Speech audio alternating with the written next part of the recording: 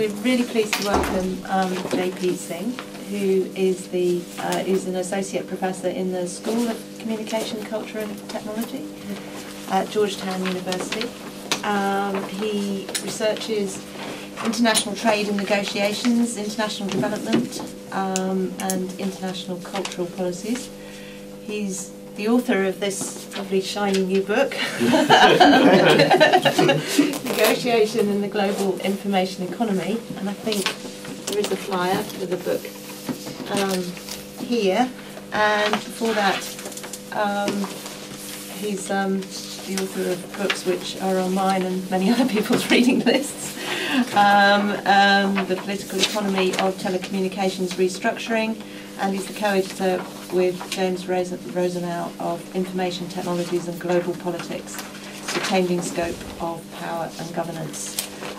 He's also the editor-in-chief of the Journal of the Review of Policy Research, which is one of the policy studies organisation journals, as is Policy and Internet, the new journal being launched by the Oxford Internet Institute, BE Press and the PSO, for which I have a call for papers here, if anybody hasn't seen it. And we're really pleased that JP is on the editorial board of this journal, so that's excellent news for us. And we hope to see a paper of his appearing in it soon. So I'll hand that around as well, and I'll hand over to you. Right. Well, thank you so much, Helen, and thank you also, David Sutcliffe, for inviting me to come here. And thanks, I guess, also to the Policy Studies Organization in some ways for getting us all in touch. The director of Policy Studies Organization is David Merchant, who's here. So, when you study the internet, you meet in virtual as well as real world in different spaces. Let me then start with two stories that I tell in the book, which might help to frame my argument later. One of them has to do with the global services economy, as it's come to be known. Services, as we know, are intangibles. They include telecommunications, the internet, of course, and hotels, restaurants, tourism, creative industries, big deal in the UK since the Blair government, and and also finance, issue areas like that. Services was something that the United States got interested in. In fact, the very term services comes out of the US in the 1970s. US companies argued that that's where their competitive advantage or their comparative advantage lay, and they were very interested in the US government act on their behest to get international rules for services. People around the world had not really heard of anything called services. Here it was known as the tertiary sector, and so also in other countries. So not only had they not heard of services, but they also argued, they said, why is this a trade item? It doesn't look like a shirt. You can't put it in a pack and ship it overseas. How is services about trade? Nobody really wanted it on any kind of an international trade agenda, especially not through the General Agreement on Tariffs and Trade, which is now the World Trade Organization. In the 1970s, groups within the United States, mostly businesses, began to coalesce, and they argued that services should be on the upcoming round's agenda, the trade round that was going to get launched. The last trade round at that time had been the Tokyo round, which closed in 1978, and the next round, as we now know, is the Uruguay round, but could have been called something else. In 1982, they tried to start it at a ministerial in Geneva, and it didn't work. The Europeans at that time began to come around the idea of services because they began to realize, yes, that this was an important sector within the European economies, but not the rest of the world. What you have from 1982 to 86 is a lot of coalition building among the developing countries who said, definitely not us. We understand now what services mean, telecommunications and finance, but those are high-tech ticket items. This is something that the developed world cares about, but not the developing world. India and Brazil tend to be usually the hardline states in the developing world, in that they have the capacity to be able to carry the costs of collective action for other developing countries, and they stalled it. They stalled the new agenda on one side, and the hardline states on the other side were the US and at that time the European Economic Community. So the trade round really did not get started after a lot of fraught politics until 1986, and that's what comes to be known as the never go around. Now, going into it, we would then expect that the developing world would remain opposed to this. They would remain opposed to a services agenda or any kind of an agreement in services. The agreement that came about through what would later become the World Trade Organization was the General Agreement on Trade and Services, also known as GATS, and I'll refer to GATS quite a bit in the talk. When GATS comes out, the developing world actually welcomes it.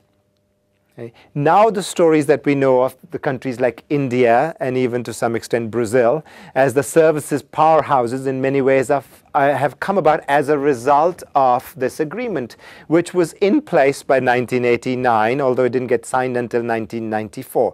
So to me, at least as a social scientist, it's very counterintuitive that as you head into a round of negotiations and countries feel that they are not going to get anything from it, especially the ones opposing it, at the end of the round, they actually welcome it.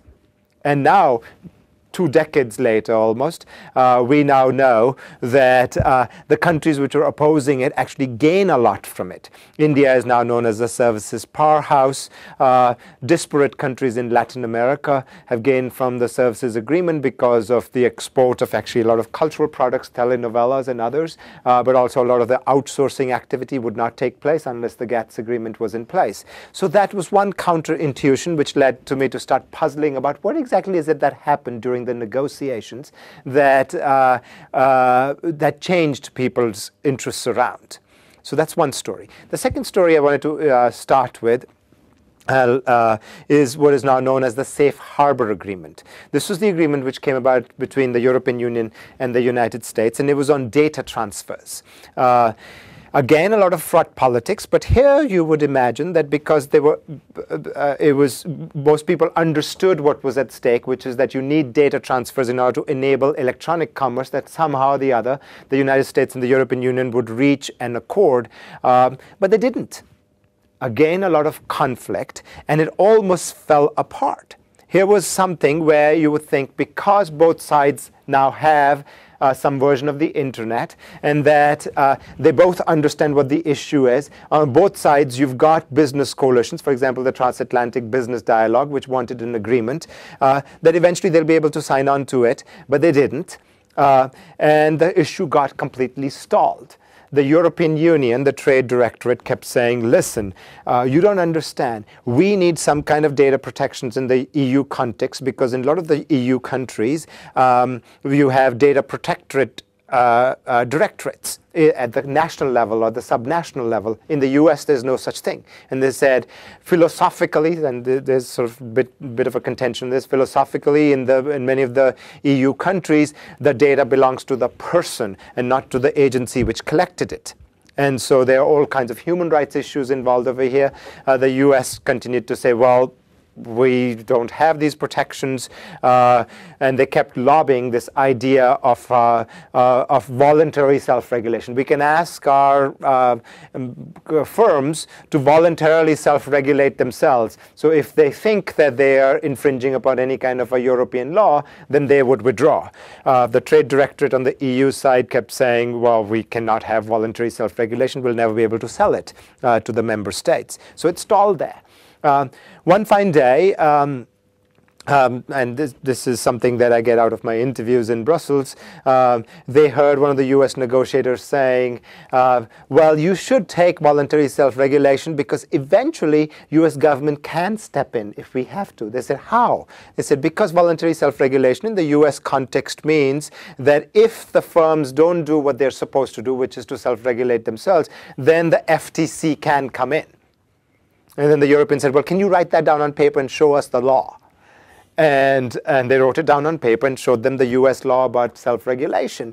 And eventually what came about was what is known as the Safe Harbor Agreement, which meant that firms would voluntarily self-regulate themselves unless they don't, in which case maybe the FTC would step in. As I was interviewing one of the European negotiators, she actually took out this letter from her files in her desk from the Secretary of Commerce in the US saying, or rather something that the EU had written to the Secretary of Commerce saying, we have your law, we understand it, but should you not comply, then our understanding is that we can pull out, because they weren't totally convinced. But I'm not telling this story in terms of how the Europeans and the US reached agreement, but in terms of how improbable it was that they wouldn't, and how improbable it was that probable it was in the EU-US case that they would, and in the services case that they wouldn't. So they're opposite of each other. Right? In the services case, we would have expected them to have reached a stalemate, but they didn't. In fact, in 1989, just as the developing countries said, this agreement benefits us, the Coalition for Service Industries in the US, which in the 1970s had pushed for that agreement, withdrew from it in many ways. They denounced it. They said, this doesn't meet our aims and objectives. And in the safe harbor case, what you had was a scenario where we would have thought, well, they will have some kind of an agreement, and they didn't. So why is it that we then have a puzzle here? The puzzle being that if we just looked at what we in international relations theory call the overall power structures, that we wouldn't be able to predict the outcomes. Okay? If we go back to Thucydides, who gives us one understanding of a power structure, the strong do what they can and the weak suffer what they must. Right? And in this case, India and Brazil should have suffered what they must. Instead, they got an agreement which they actually liked. Right?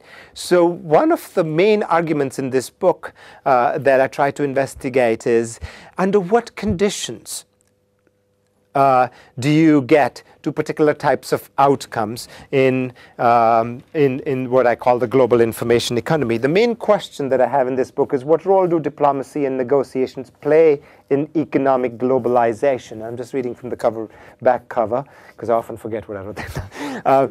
It says, many argue that great powers shape diplomacy to their advantage, others that in a flat world diplomacy helps everyone. So that's the other view, that in a flat world everyone negotiates and we reach agreement. Well, you would have thought that the US and EU then represent the flat world. Right? Symmetric power in some ways, they should have been able to reach agreement. But they didn't. And in the hierarchical world, that are the strong at the top and the weak at the bottom, you'd have thought that they would have told the US and the Europeans would have told India's and Brazil's to take it or leave it. But actually, they got a very robust agreement. So having set up those puzzles, I'm really much more interested not in the power structure per se, but how, given a particular type of a power configuration, that you might get different types of agreements. So the first sort of myth in the sense of a meta-narrative that is with us, the first myth that I investigate then is the myth of these power structures, because they're so enduring, especially in political science. You start with structure, and then you try to explain a particular type of outcome. The second myth that I then look at is that of these sort of enduring interests. Actors walk into any kind of a negotiation scenario knowing what their interests are. And then all they have to do is cajole the other side, persuade the other side, coerce the other side to sign on to those interests. Well, that doesn't explain to me why the developing countries bought onto a services agreement. They didn't just sign on. This was an agreement which they began to believe would truly help the national interests as they began to conceive it. And it didn't happen because within the developing world at that time, the IT industry or the internet, telecommunications, finance, etc. had taken off. It didn't happen because of that. It happened because of some sort of social learning that began to take place in the negotiations. Most of the stories of the developing world countries becoming services powerhouses come about much later, in the 1990s and in this century. So if there is learning taking place at the level of negotiations where people are interacting, then the big second myth that I put forth is that for most of us who come out of traditions of liberal sort of political science, the big L word here in terms of the liberal political thought of the Enlightenment era, that we try to explain interactions without really having accounted for interactions. Right? We basically, in interactions, what we do is, I know who I am, and Helen knows who she is, and all I'm going to do is be able to tell Helen who I am. I'm never going to be able to actually change Helen's interest, or Helen's not going to be able to change her interest. We're going to interact, but we remain these solid blocks who never change our interest through interaction. So the second big myth I go through in this study is, how and under what circumstances do interests change? Because if interests change, then we are trying to explain then the stuff of interactions. And as at OIA especially, as the world interacts, we should be very interested in how people's interests and preferences change as a result of social interactions. So that's the second one, and I'm not going to keep paying due homage here to the litany of giants on whose shoulders I stand for each one of these ideas. So I'm just taking basically ideas that have existed and built some micro insights on top of them. The third big myth or narrative that I take up in this is that negotiations are about strategy. Okay. Most of our models of negotiations are derived from game theory in some ways. And I speak of models as kind of our conceptualizations of what negotiations do. Okay. Negotiators, many of whom have never studied game theory, might disagree. I was a visiting scholar at the World Trade Organization in July 2004, and I kept trying to interpret what I was hearing from the negotiators, not in game theory terms, but at least in strategy terms. So what was the strategy here? What did they get? What did they not get? And I was hearing a story which I didn't really listen to. And let me tell you what I was hearing, especially in terms of services. That in 1986, in the Uruguay round of the trade talks, when the developing countries finally buy on to the services agenda, they said, okay, we are going to sit with you across the table, US and EC, and we're going to negotiate these issues. But we want to be in the room. Which is a big deal, because until then, most of the negotiations used to take place either in the cafeteria of the WTO or in some closed quarters known as the green room process. The green room is located next to the Director General's office in the WTO, and the green room process literally means it's behind closed doors and not many people are allowed. India and Brazil said, we want to be in the green room. And we want to see our interests reflected in the green room. Because they lobbied hard, the chair of the services negotiation group was the Colombian ambassador, Felipe Jaramillo. And Felipe Jaramillo led the services. He was a developing country ambassador who led these negotiations. In fact, the very text and in negotiations, these texts are important. Who puts what on a particular text and who signs on to it? The particular text that launched the negotiations came from the Colombian ambassador, Felipe Jaramillo, and the Swiss ambassador, Gerard, who was known as the Café au lait text, because the Colombians and the Swiss. But the Café au lait... There's these fancy terms in Geneva that you find out.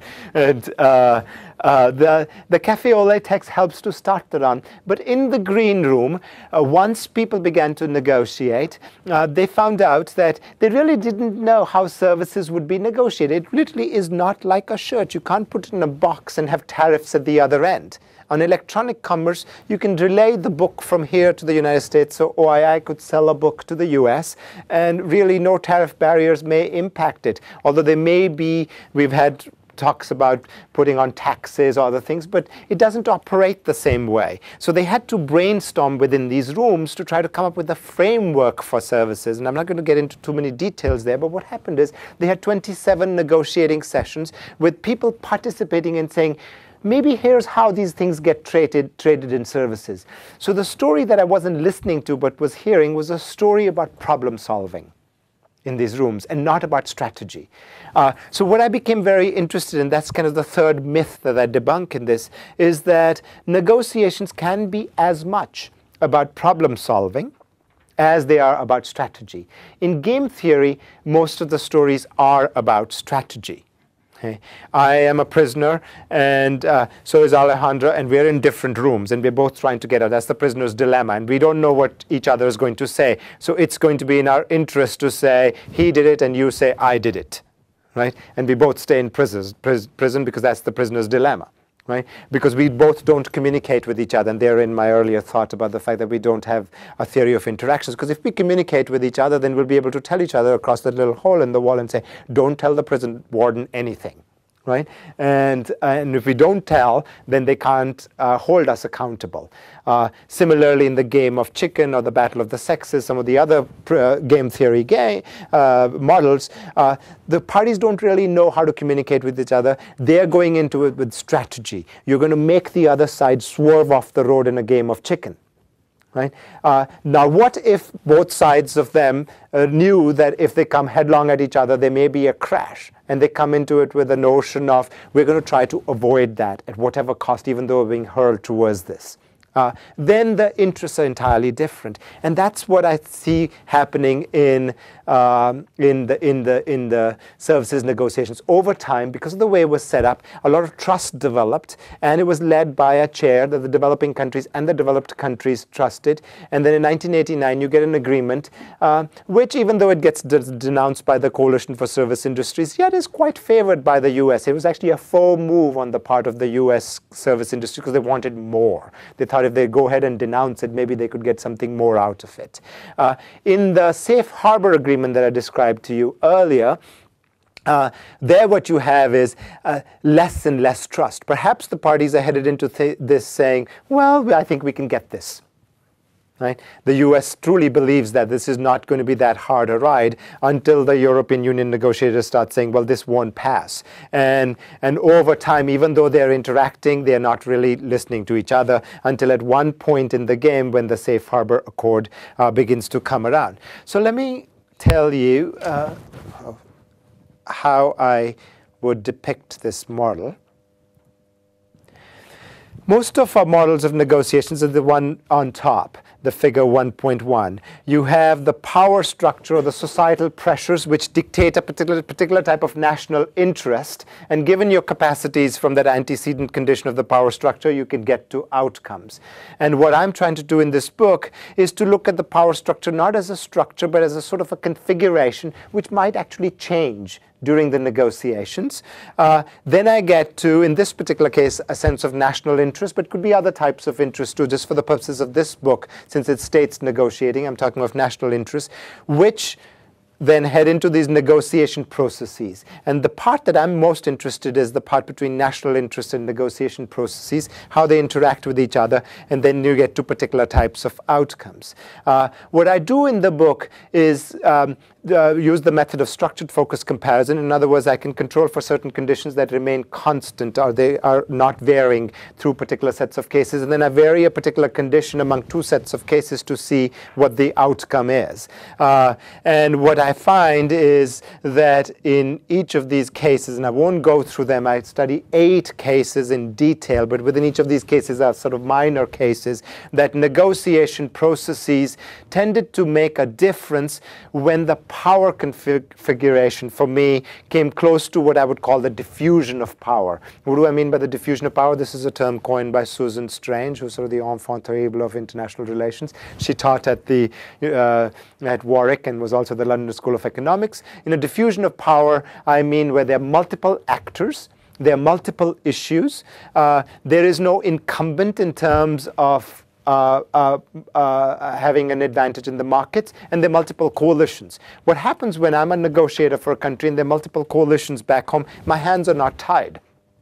I can actually fashion agreements because there are multiple constituencies, and then I can bargain with domestically, or I can bargain across the table with somebody else because of these coalitions. And when there are multiple actors at the international level with different types of interests, it also allows actually in a way for problem solving because people can configure and reconfigure differently. When there are multiple issues, the same thing happens. I'm negotiating with someone, they're not particularly agreed on my issue, but there may be other issues on which we agree. So we may try to fashion an agreement into what might result into what Howard Reifer has called the dance of packages. We try to fashion things because there are several issues at stake. That's for me the diffusion of power. Again, multiple actors, multiple issues, multiple coalitions.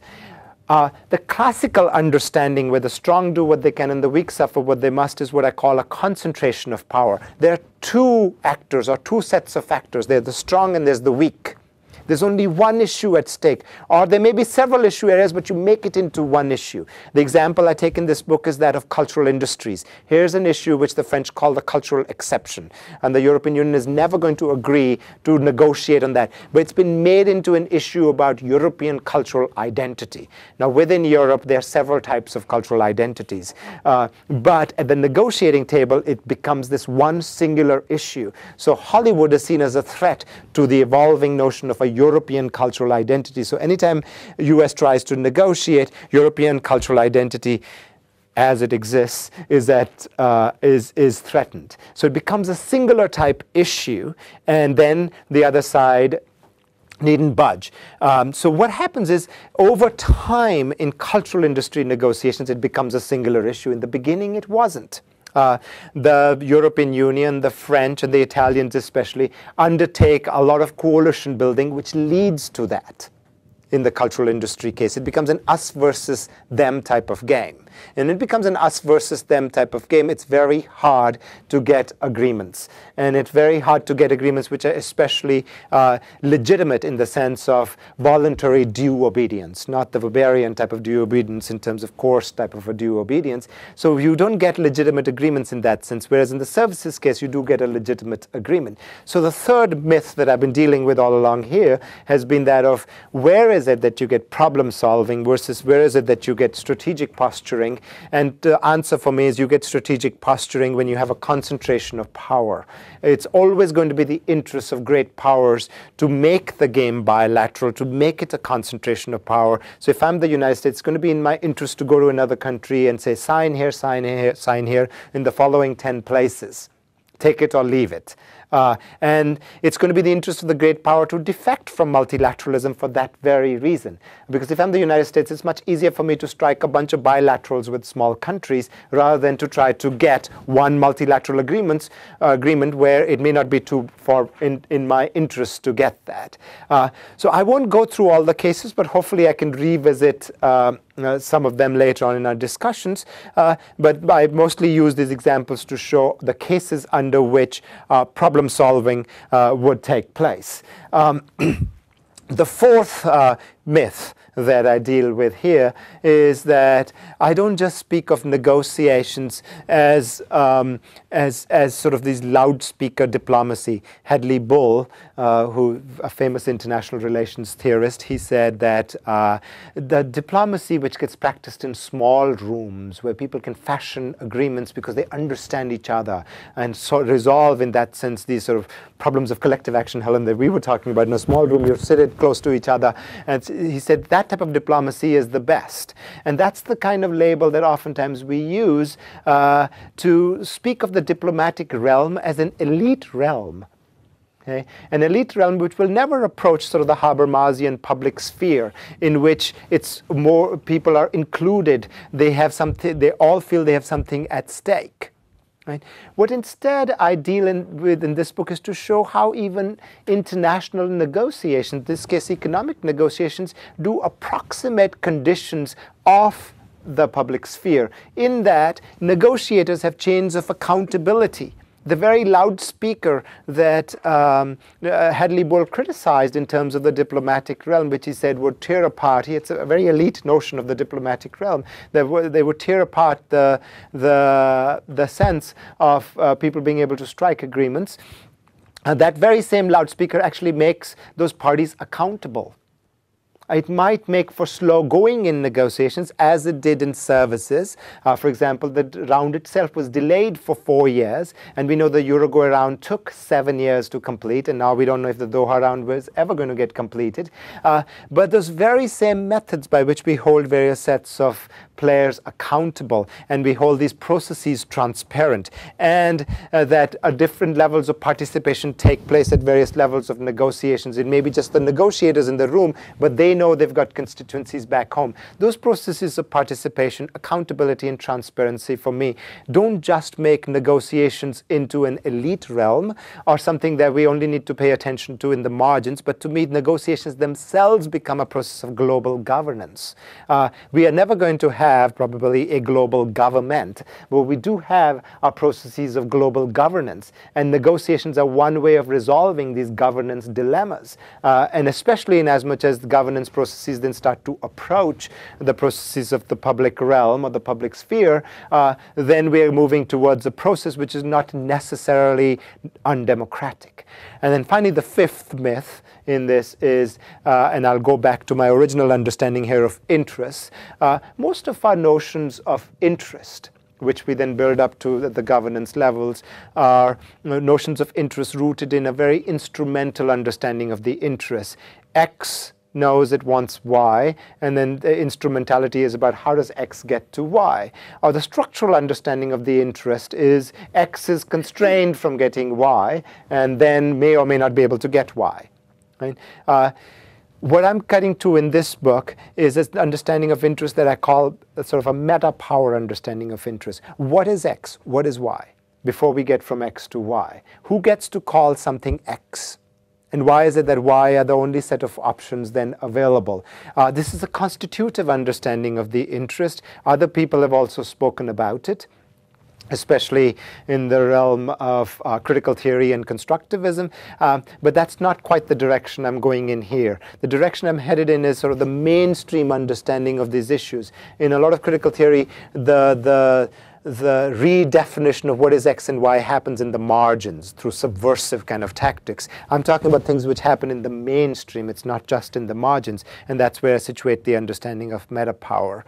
So to summarize, what I've taken you through is an understanding of a power structure, which is really much more about a power configuration, varying all the way from a concentration of power to a diffusion of power. I'm arguing that when there's a diffusion of power, negotiations really make a difference. They make a difference because they lead to a lot of problem solving. And through problem solving, redefinitions of interests might take place. And as much as we have these processes available in our midst which lead to this sort of problem solving, that we can actually head towards, and this is sort of the normative argument in the book, normative not in the sense of ought to be, but sort of the best case scenario from the book. The normative argument is that we cannot go wrong by negotiating what I'm calling the global information economy. I'm going to end with a homage to François de Callière. He wrote in 1707 on the manner of negotiating with princes, and on the manner of negotiating with princes. François de Callière, by the way, was after a job. He so wanted to be employed by the French state. Machiavelli was after a job. He didn't get it.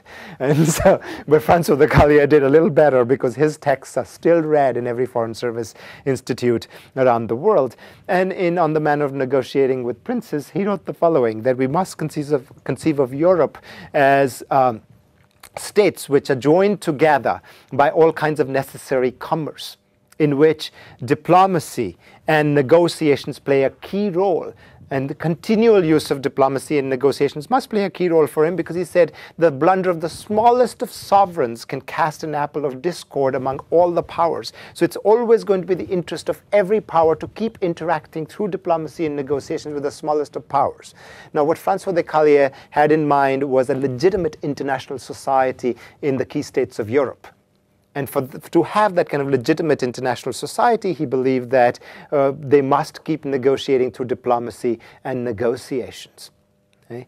And that's kind of the understanding that I'm trying to reflect in this book, that by negotiation and the global information economy, my emphasis is as much on the negotiation as on the global information economy. And what I'm saying is that if it can happen in something as elusive as the global information economy, which has just come in our midst, then methodologically for me, if it can happen here, surely it can happen in other issue areas. So I'll stop there. I don't know for how long you wanted me to go on, but I could go on forever. Thanks.